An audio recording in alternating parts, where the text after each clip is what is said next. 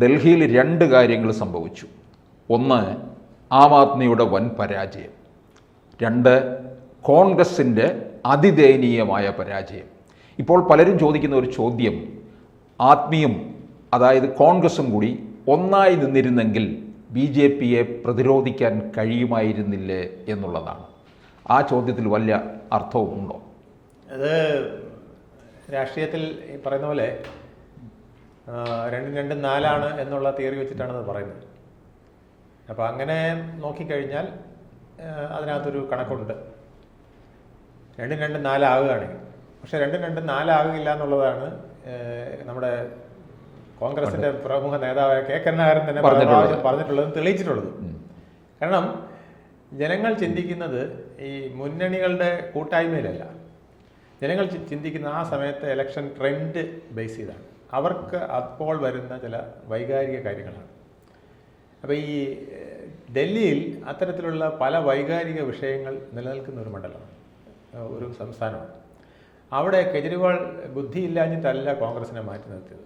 ഒന്നാമത്തെ കാര്യം, കോൺഗ്രസിനെ കൂടെ ചേർത്ത് കഴിഞ്ഞാൽ വലിയ തോതിൽ ഹിന്ദു വോട്ടുകൾ BJPയിൽ നിന്ന്, ആം ആദ്മി പാർട്ടിയിൽ നിന്നും കുറയും.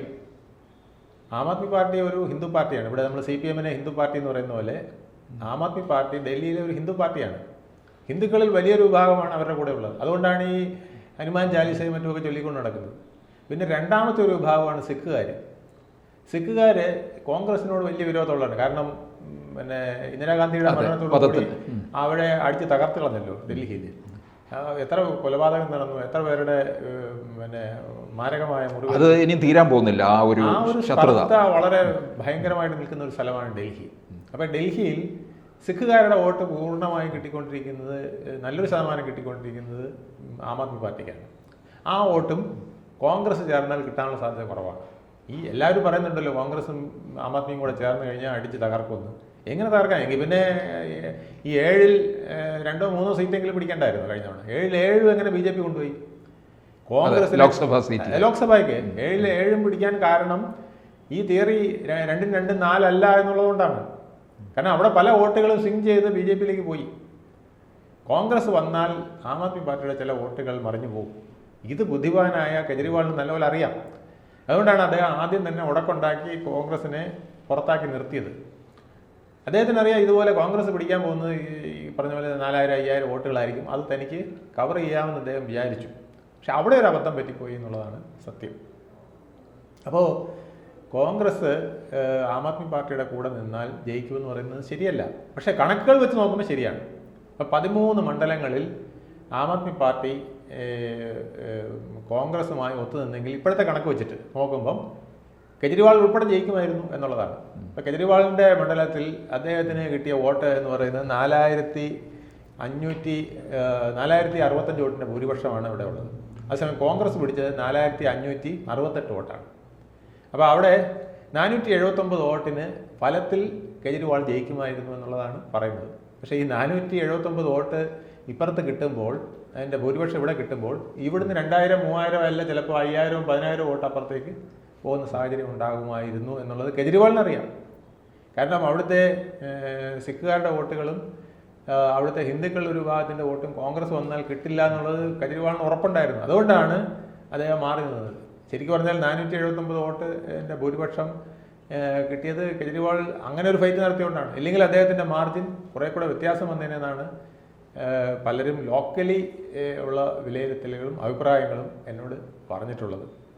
ഇത് മാത്രമല്ല, പക്ഷേ മനീഷ് സിസോദിയയുടെ കേസിൽ ശരിയാണ്. മനീഷ് സിസോദിയ അവിടെ 675 വോട്ടിനാണ് തോറ്റത്. അവിടെ കോൺഗ്രസിൻ്റെ ഫർഹദ് സൂരി 7350 വോട്ടിനാണ് ജയിച്ചത്. അപ്പോൾ അവിടെ ഏതാണ്ട് 6600 വോട്ടിൻ്റെ വ്യത്യാസം വരുന്നുണ്ട്. അവിടെ ചിലപ്പോൾ അവിടെയും ഈ സ്വിങ് വരും.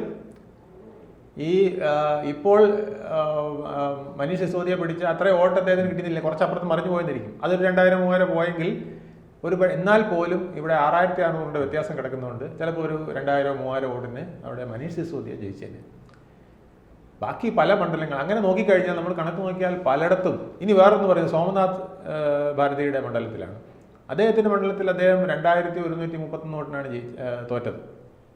2131 വോട്ടിന്. അവിടെ കോൺഗ്രസ് സ്ഥാനാർത്ഥി 6700 ചിലവാൻ വോട്ട് പിടിച്ചിട്ടുണ്ട്. അപ്പോൾ അങ്ങനെ വരുമ്പോൾ അവിടെ 4200 വോട്ട് പിടിക്കുമെന്നാണ് പറയുന്നത്. പക്ഷേ 4200 വോട്ട് അപ്പോഴും ഈ സ്വിങ് നടക്കും.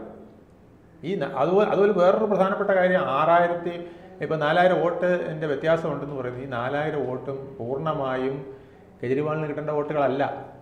കാരണം അത് ആൻറ്റി ഇൻകംബൻസി വോട്ടുകളുണ്ട്. അതായത് BJP ചെയ്യണ്ട എന്ന് വിചാരിച്ച് കോൺഗ്രസിന് ചെയ്തവരുണ്ട്. അത് തിരിച്ച് BJP വരണമെന്ന് നിർബന്ധമില്ല. എല്ലാം ന്യൂനപക്ഷങ്ങളുടെ വോട്ടുകളല്ല കോൺഗ്രസ് പിടിച്ചിട്ടുള്ളത്. ഇനി BJP ജയിച്ച ഇടങ്ങളിൽ പോലും നേരിയ മാർജിനിൽ അല്ലേ ഉണ്ടായിട്ടുള്ളൂ. അത് ഈ പറഞ്ഞ ഞാൻ അതാ പറഞ്ഞു, ഈ 13 മണ്ഡലങ്ങൾ പറയുന്നിടത്ത് മാർജിൻ വളരെ കുറവാണ്. മാർജിൻ കുറവാണ് എന്നുള്ളതും പിന്നെ അവർക്ക് വിജയസാധ്യത ഉണ്ടെന്ന് ഉറപ്പ് പറയാൻ പറ്റില്ല. ഇത് രണ്ടും കൂടെ ചേർന്നാൽ ഒരു 5-6 സീറ്റുകൾ വ്യത്യാസം തീർച്ചയായിട്ടും ഉണ്ട്. ഒരു 6 സീറ്റിൻ്റെ വ്യത്യാസം മാക്സിമം ഞാൻ 13 നോക്കിയപ്പോൾ ഒരു 6 സീറ്റ് ഈ സ്വിങ്ങുകൾ അങ്ങോട്ടും ഇങ്ങോട്ടും മാറി മറിഞ്ഞാലും ചിലപ്പോൾ 6 സീറ്റ് കൂടുതൽ പിടിച്ചേക്കാം. അതായത് 22 എന്നുള്ളത് 28 ആം ആദ്മി പാർട്ടി മാറിയേക്കാം. 48 എന്നുള്ളത് 40 ഏതെങ്കിലും ആയിട്ട് ചിലപ്പോൾ പിന്നെ BJPക്കും കുറഞ്ഞേക്കാം. അതിൽ കൂടുതൽ വ്യത്യാസം ഇപ്പോഴത്തെ അവിടുത്തെ ഇലക്ഷനിൽ വരാൻ ചാൻസ് കുറവാണ്.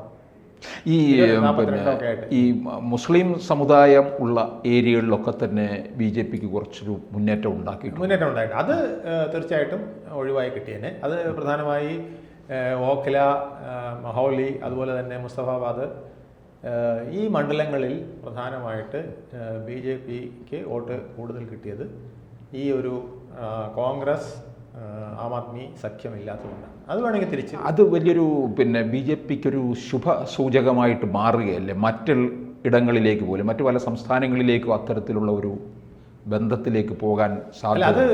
അത് ശരിക്കും പറഞ്ഞാൽ അവിടെ മുസ്ലിങ്ങൾ BJP വോട്ട് ചെയ്തുകൊണ്ടല്ല അത് വന്നത്. അവിടെ അത് ഉണ്ടായത് ആ വോട്ടുകൾ കോൺഗ്രസ് സ്പ്ലിറ്റ് ചെയ്തുകൊണ്ട് വന്നതാണ്. കോൺഗ്രസിന് അവർ വോട്ട് ചെയ്തു. അതായത് മുസ്ലിം സമൂഹം ഹിന്ദുക്കൾ പിന്നെ BJPക്ക് വോട്ട് ചെയ്യുന്നതിന് പകരം കോൺഗ്രസിനും ആം ആദ്മി പാർട്ടിക്കും നമ്മുടെ OICയുടെ പാർട്ടി ഉണ്ടല്ലോ MIM അവരും അവിടെ നിന്നിരുന്നു. അപ്പം മുസ്തഫാബാദിലെ പ്രത്യേക വിഷയം നമ്മൾ എടുത്തു നോക്കിയാൽ മുസ്തഫാബാദിൽ മോഹൻ സിംഗ് ഭാഷ എന്ന് പറഞ്ഞ BJP സ്ഥാനാർത്ഥിക്ക് 85,215 വോട്ട് കിട്ടി. അവിടെ AIMൻ്റെ സ്ഥാനാർത്ഥിക്ക് 33,474 വോട്ടാണ് കിട്ടിയത്. അതുപോലെ തന്നെ കോൺഗ്രസിൻ്റെ സ്ഥാനാർത്ഥി 67,615 വോട്ടാണ് കിട്ടിയത്. അപ്പം അങ്ങനെ നോക്കുമ്പം അവിടെ 85,000 കിട്ടിയപ്പോൾ ഇവിടെ 99,000-ഓളം വോട്ട് ഇപ്പുറത്ത് കിടക്കുക.